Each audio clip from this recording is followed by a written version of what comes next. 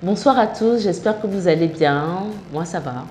Mon taux de glycémie est un peu bas parce qu'on est en fin de journée et puis voilà, j'ai beaucoup couru pendant la journée. Alors, ce soir, Dr Mbarga, toujours elle, nous parle du suivi du diabétique. À quelle fréquence est-ce qu'il doit voir le médecin? À quelle fréquence est-ce qu'il doit faire des contrôles lui-même chez lui avec son appareil de glycémie? Vous vous conviendrez qu'un patient contrôlé n'aura pas la même fréquence de suivi qu'un patient qui est complètement déséquilibré. Dr Mbarga apporte la lumière sur ce sujet. Restez jusqu'à la fin. Alors, la personne diabétique équilibrée pourrait suivre sa glycémie, disons, 3 fois par semaine. Mais en ce qui concerne la personne diabétique déséquilibrée, il faudrait déjà comprendre pourquoi est-ce qu'elle est déséquilibrée. Est-ce que c'est le traitement qui ne marche pas?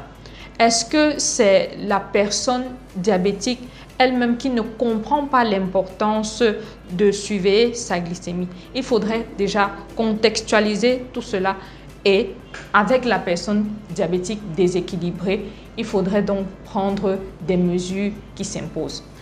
Elle devrait suivre sa glycémie de manière quotidienne.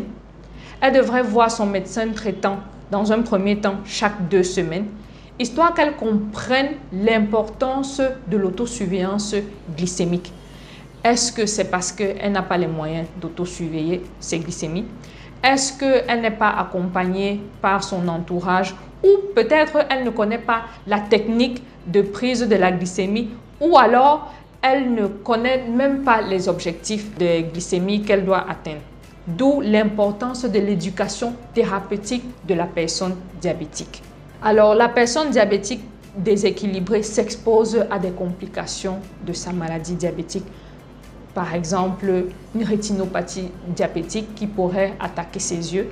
Elle s'expose à des infarctus du myocarde qui peuvent être silencieux ou une atteinte rénale de sa pathologie diabétique. Et surtout, il faut faire attention aux complications infectieuses, notamment le pied diabétique si la personne diabétique n'est pas équilibrée. D'où l'intérêt de comprendre l'autosurveillance et surtout de suivre le traitement de sa pathologie avec son médecin traitant. Donc, il faudrait que la personne diabétique, déséquilibrée ou pas, comprenne qu'avec son médecin, la prise en charge de sa pathologie est une affaire de médecin-patient. Elle n'est pas seule, il y a son médecin, il y a son entourage, elle peut poser tous les problèmes avec son médecin et ensemble, ils trouveront une solution. Voilà, c'était tout pour aujourd'hui. J'espère que vous avez apprécié cette vidéo. N'hésitez pas à liker, commenter, partager massivement parce que je suis sûre que cela peut aider plus d'une personne. Et on se dit à très bientôt pour une prochaine vidéo. Au passage, je remercie Dr Mbarga pour sa disponibilité lors de cette interview. À bientôt.